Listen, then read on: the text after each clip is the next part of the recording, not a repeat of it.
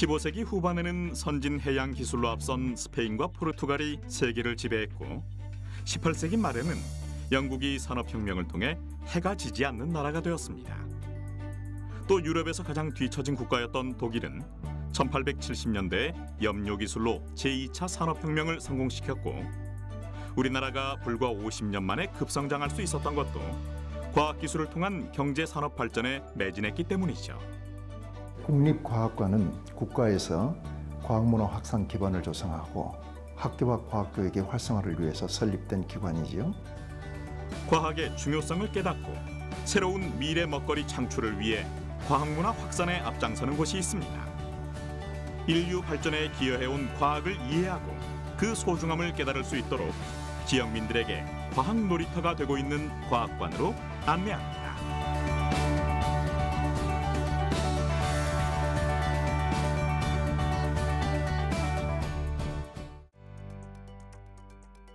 호남권의 과학문화 거점 기관으로 첨단 단지 내에 설립된 국립광주과학관.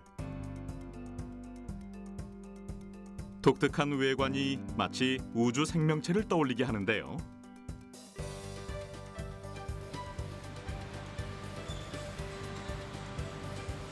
광주의 상징인 빛과 예술을 주제로 2013년 10월 개관한 이곳은 개관 2년 만에 약 100만 명의 관람객들이 다녀갔을 정도로 인기입니다. 매일 15분씩 펼쳐지는 신나는 로봇 댄스 공연. 어린이들에게 특히 인기라고 하는데요.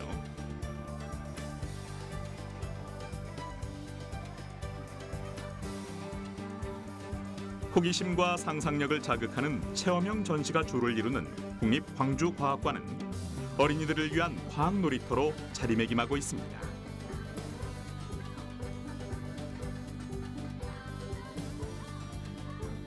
신나는 K-팝 음악에 맞춰 춤을 추는 로봇들. 로봇들의 멋진 댄스 실력은 시간이 흐를수록 시선을 떼지 못하게 만드는데요.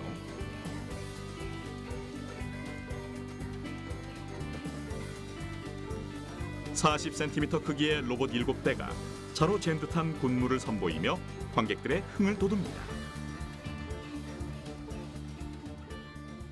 광주는 우리말로 빛고 우리고 예향의 도시입니다. 광주는 그리고 전통적으로 빛과 소리의 고장이기도 합니다. 빛과 소리는 예술의 한 표현 방식이기도 하지만 그 빛과 소리의 이면에는 많은 과학적인 이론들이 담겨져 있기도 합니다.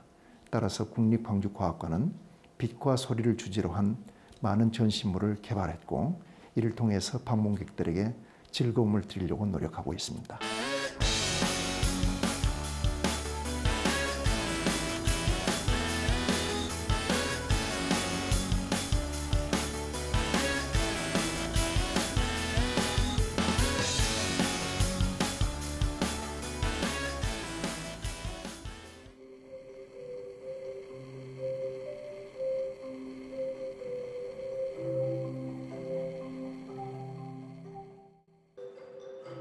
아름다운 빛의 향연이 가장 먼저 눈길을 사로잡는 이 전시물은 과연 뭘까요?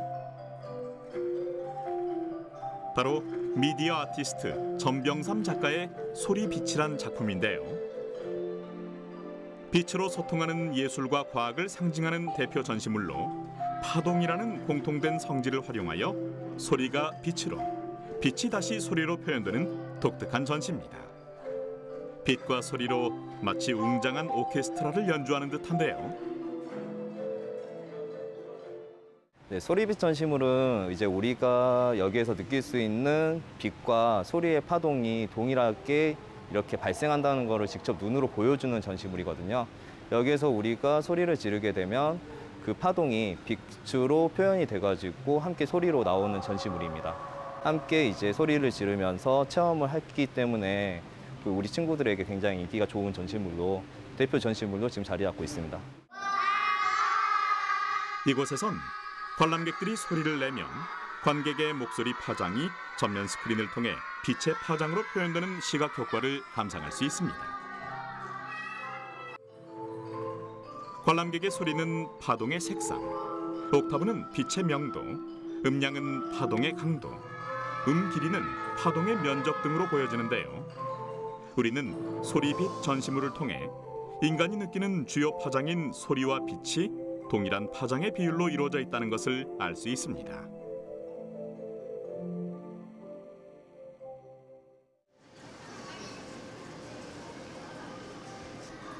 그럼 이제 빛과 과학의 관계를 설명해주는 빛의 세계관으로 가볼까요? 폐품으로 만든 작품에 빛을 쏴 숨어있는 그림자를 찾아보는 전시물이 눈에 띄는데요. 이거 지금 뭔 것 같아요? 쓰레기. 그렇죠. 우리 생활하고 남은 쓰레기를 모아놓은 것 같은데 사람 몇 명인 것 같아요? 3명이요. 그렇죠. 3명 같죠. 근데 이거 움직여서 저쪽으로 이동시켜 볼까요? 광원의 위치. 빛을 내는 물체의 위치를 바꾸자 두 사람이 서 있는 것 같은 모습을 그림자로 확인할 수 있었는데요. 이렇게 폐품을 활용해서 우리가 아트를 표현한다, 그림을 표현한다 해서 이게 정크 아트의 하나의 일종이라고 보시면 될 것 같아요. 친구들 체험 한번 해볼까요? 그림자는 빛이 어떤 물체에 부딪혀 더 이상 나아가지 못할 때 물체 뒤에 생기는 어두운 부분을 말합니다. 그림자의 크기는 빛을 가로막는 위치와 그림자가 맺히는 거리에 따라 달라지며 빛을 비추는 방향이나 각도에 따라 그림자의 모양이 달라지죠. 그렇다면 빛의 속성에 대해서 알아봅시다. 손잡이를 돌리면 각각의 노란 구슬은 제자리에서 위아래로 움직이지만 전체적으로 보면 움직임이 옆으로 전달되는 것처럼 보입니다. 이러한 흔들림을 파동이라고 하며 빛은 파동의 형태로 공간에 퍼져나가죠. 빛은 공기 중의 입자들과 부딪혀 사방으로 흩어지는데 이러한 빛의 산란은 파장이 짧을수록 잘 일어납니다. 하늘빛이 시간에 따라 달라 보이는 건 역시 빛의 산란 현상 때문인데요. 낮에 하늘빛이 파랗게 보이는 것은 파장이 짧은 파란색 계통의 빛이 산란되기 때문이고 아침이나 저녁에는 햇빛이 통과하는 공기층이 길어져 파장이 긴 붉은색 계통의 빛만 볼 수 있어 하늘이 붉게 보이는 거죠. 그럼 이번엔 무지개 가장 위쪽의 색깔을 알아볼까요? 우리 눈에 보이는 가시광선은 파장이 긴 쪽부터 빨주, 노초, 파남보 순으로 나타납니다. 이런 가시광선이 공기 중의 물방울에 의해 굴절되고 반사되어 무지개가 만들어지죠. 그렇다면 빛은 어떻게 분류할 수 있을까요? 세상의 빛은 파장에 의해서 구분되는데요. 일단은 파장이 가장 짧은 감마선으로부터 X선, 좌회선, 가시광선, 적외선, 마이크로파, 그 다음에 맨 마지막으로 라디오파가 이렇게 있습니다. 적외선은 가시광선 중에 빨간색 바깥에 있는 전자기파를 의미하며 일상적으로 저희가 체온이나 이런 것들을 봤을 때 적외선 카메라를 통해서 이렇게 측정하는 게 가능합니다. 적외선 카메라는 적외선을 감지하여 파장에 따라 빛의 온도를 다양한 색깔로 나타내주는 장치입니다. 적외선 카메라로 찍힌 물체의 색깔에 따라 온도를 예상할 수 있는데요. 적외선은 직접 눈으로 볼 수 없으나 사람을 비롯해 열을 방출하는 물체들은 적외선을 내뿜고 있죠. 여기에 설치된 사물놀이 악기 모형도 이와 같은 적외선을 이용하여 작동되는데요. 악기 모형에 설치된 동작 감지 센서가 손의 동작을 감지하여 음향 발생 장치로 신호를 보내면 저장되어 있는 악기 소리를 내게 됩니다. 안쪽에 적외선 센서가 있어서 우리 친구가 손을 움직이게 되면 음악이 연주가 되는 거예요. 그래서 친구가 손을 좀 넣어보실래요? 이렇게? 그러니까 안에서 땡가리 소리가 나죠. 적외선 센서는 인체에서 나오는 적외선을 감지하는 온도 센서라고 할 수 있는데요. 따라서 손의 온도를 적외선 센서가 감지하여 음향을 재생시키는 거죠. 이번에는 아이들이 반사판을 요리조리 움직이고 있습니다. 대체 어떤 전시물일까요? 친구 지금 이거 우리 위에 빛 나오는 거 보이죠? 이걸 이용해서 우리가 빛을 이용해서 전기를 한번 만들어 볼 거예요. 친구가 지금 앞에 있는 손잡이 잡고 이 빛이 위에 있는 비행기 모양에 닿을 수 있도록 움직여 주세요. 어떻게 움직여야 될까요? 위쪽으로 조금 올려야 될 것 같은데?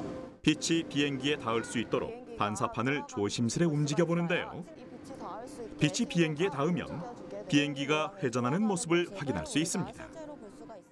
금속 등의 어떤 파장에 빛을 비쳤을 때 그게 전자가 흘러가지고 전기를 만드는 그런 현상들을 광전 효과라고 합니다. 그 광전 효과를 통해서 생성된 전기를 모터에 보내가지고요, 프로펠러를 돌려서 이렇게 비행기를 날아가는 모습을 볼 수 있습니다. 우리는 이 전시물을 통해 빛이 에너지를 지닌 입자임을 이해할 수 있는데요. 보시는 바와 같이 광전 효과를 이용하면 태양 전지를 작동시켜 발생되는 전기로 비행기를 움직일 수 있습니다. 그러나 광전 효과는 비추는 빛이 어떤 진동수 이상일 때에만 광전자가 방출된다는 특징이 있는데요. 이를 한계 진동수라고 하는데, 이보다 낮은 진동수의 빛은 아무리 세게 비추어도 전자가 튀어나오지 않습니다.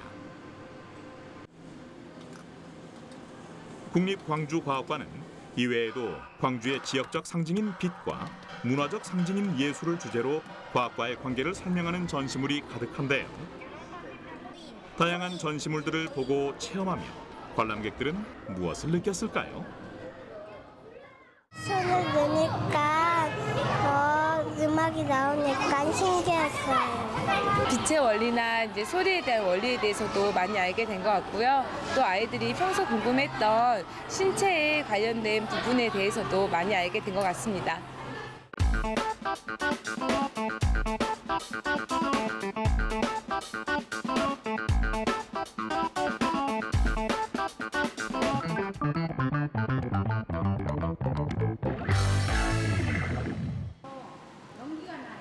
이곳 과학관에서는 매일 20분씩 과학 실험 시호를 진행합니다. 지금 이 속에 있는 물질을 가지고 저희가 실험해 보도록 할 텐데, 이 속에 있는 친구는 온도가 무려 영하 196도 정도래요. 얼마나 차가운지 제가 국자로 한 국자 퍼서 보여드리도록 할게요. 우선 연기가 너무 액체 질소를 활용하여 물체의 상태 변화를 관찰하는 실험이 한창인데요. 어떻게 생겼는지 보여요? 제가 지금부터 바닥에 이 액체 질소를 쏟아볼 건데요. 쏟는 순간 어떻게 됐는지 잘 보세요. 앞쪽으로 나오지 않고 자리에서 앉아서 지켜봐 주세요. 순식간에 엄청난 연기를 내뿜으며 공중으로 사라져버린 액체 질소. 도대체 어디로 사라진 걸까요? 너무너무 차가워서 바로 공기 중으로 날아가 버린 걸 알 수가 있답니다.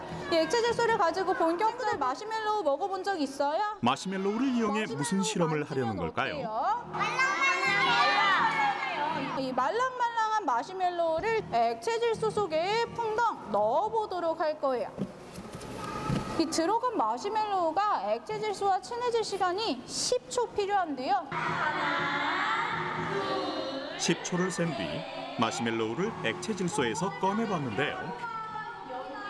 과연 10초 동안 마시멜로우에 어떤 변화가 일어났을까요? 볼게요. 내리쳤는데 어떻게 됐어요? 액체 질소 안에서 급속 냉각이 일어났기 때문이죠. 지금부터는 우리 마시멜로우를 안 넣고요. 아주 길다란 거 넣어볼 건데, 이 옆에 무언가를 제가 준비했어요. 풍선. 풍선이 근데 너무너무 긴데 이 속에 들어갈 수 있을까요? 영하 196도 정도의 액체 질소에 풍선을 넣으면 풍선 속 공기의 온도가 급격히 낮아지면서 풍선이 수축하게 됩니다. 풍선 몇 개 들어갔어요?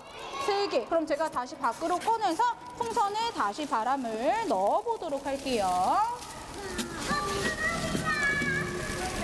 종이장처럼 수축된 풍선을 다시 상온으로 꺼내자 다시 원래 모습대로 돌아오는 것을 볼 수 있습니다. 풍선 어떻게 됐어요? 친구들 풍선 온도에 따라 부피가 변하는 샤를의 법칙을 액체 질소 실험을 통해 확인할 수 있는데요. 샤를의 법칙은 일정 압력에서 기체의 부피는 종류에 관계없이 온도가 1도씨 올라갈 때마다 0도씨일 때 부피의 273분의 1씩 증가하게 되는 법칙을 말합니다. 저희 마지막 실험이 한 가지 더 남았는데요. 이 아주 차가운 액체 질소에 아주 뜨거운 물을 부어볼 거예요. 우리 뜨거운 물을 부으면 어떻게 될까요? 뜨거워질까요? 차가워질까요? 다 녹아요? 액체 질소에 훨씬 높은 온도인 뜨거운 물을 넣으면 어떻게 될지 정말 궁금한데요. 눈으로만 지켜봐 주세요. 하나. 어떻게 됐죠? 마치 화산이 폭발한 것처럼 엄청난 양의 하얗고 차가운 연기가 바닥으로 흘러넘칩니다. 여기 무슨 소리 들려요? 정말 대단한데요. 무슨 소리 들리죠? 그럼 이제 일상생활 속에서 만나는 과학의 모습을 이해할 수 있는 생활 속 과학관으로 가보죠. 우리가 매일 사용하는 양변기 속의 물은 어떻게 사라지는 걸까요? 이렇게 여기에 지금 물이 고여 있겠는데 여기에 고여 있는 물을 옆으로 이동시켜 볼 거예요. 그런데 어떻게 하면 좋을지 이 전시물 체험을 통해서 알 수가 있어요.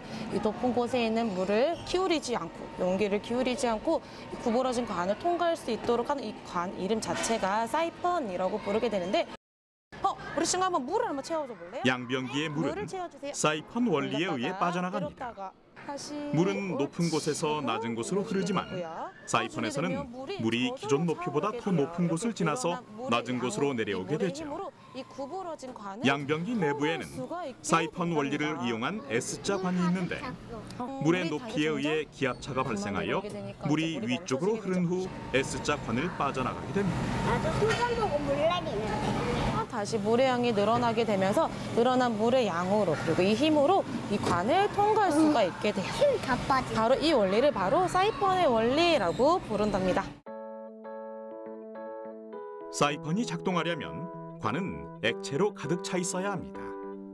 사이펀은 압력차로 작동하며 높은 곳에 올려놓은 수조의 액체 표면에 대기압이 작용하여 누름으로써 짧은 관 속에 있는 액체를 위로 끌어올리는 역할을 하죠.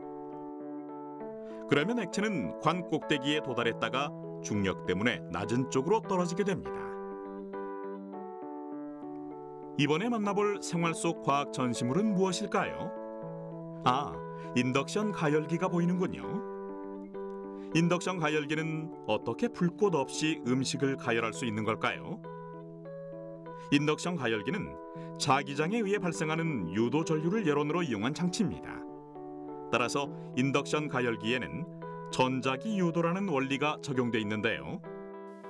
이 전자기 유도라는 원리는 도체에 우리가 전기를 가하게 되면 그 안에 맴돌이 전류라고 하는 동그란 모양의 자기장이 형성이 되게 되는데요. 이러한 자기장으로 위에 있는 금속 물체의 온도를 높여서 우리가 그 안에 있는 음식을 데울 수 있게 됩니다. 그래서 자기력선이라는 게 생겨요. 따라서 가열하기 위해서는 철 성분이 포함된 금속 용기를 사용해야 하죠. 음식이 빨리 만들어질 수가 있어요. 둥글게 깔린 코일에 전기가 흐르면 자기력선이 발생하여 위에 있는 냄비나 프라이팬의 철 성분에서 열이 발생하게 됩니다. 때문에 인덕션 가열기는 불필요한 열 손실이 없습니다.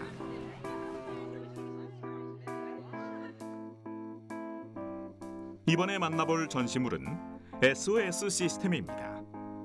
360도 구형 영상으로 펼쳐지는 실시간 지구의 모습을 통해 해양의 역동성을 느껴보고 전 지구적인 변화를 관찰할 수 있죠. 지구에서 일어나는 자연 현상이 어떻게 진행되는지, 바다 밑에서 지진, 화산 폭발 등으로 일어나는 지진 해일의 원리를 보여줍니다. 태평양을 거쳐서 남극과 남아메리카까지 영향을 미치게 되는데 며칠이나 걸리는지 알고 있죠? 이게 최고 높이가 아파트 15층 높이에 달할 정도였대요. 어마어마한 규모였죠. 이처럼 SOS 시스템을 통해서 지구와 해양, 우주에 관련된 다양한 영상들을 확인해 볼 수 있을 뿐 아니라 비행기의 이동 경로와 같은 다양한 기타 영상들 또한 확인해 볼 수 있는데요. 관람객들은 실시간으로 변화하는 지구의 모습을 살펴보며 무엇을 느꼈을까요? 어린이들이라든가 어른들이 와서 이러한 부분에 대해서 잘 알고 자연재해가 발생이 되면은 거기에 대해서 대처를 해야 된다고 생각하기 때문에 이런 과학관이 있어야 된다고 생각합니다. 다소 낯설 수 있는 과학 개념을 놀이와 체험으로 배울 수 있다는 평가를 받으면서 인기를 끌고 있는 국립광주과학관.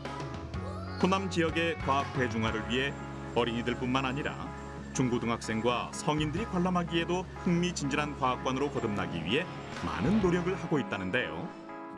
우리 과학관은 어린이들, 특히 어린 청소년들이 즐겨 찾는 과학관으로 인식되어 온 것이 사실인데요. 앞으로는 성인들도 과학관에 들려서 과학을 체험하고 즐기는 그런 과학관으로 발전해야 된다고 생각합니다. 따라서 우리 국립광주과학관은 어린이와 어른들이 함께 즐기는 과학관, 함께 체험하는 과학관으로 발전하는데 최선을 다할 것이고요. 머지않은 장래에 그런 과학관을 보여드릴 것을 약속드립니다.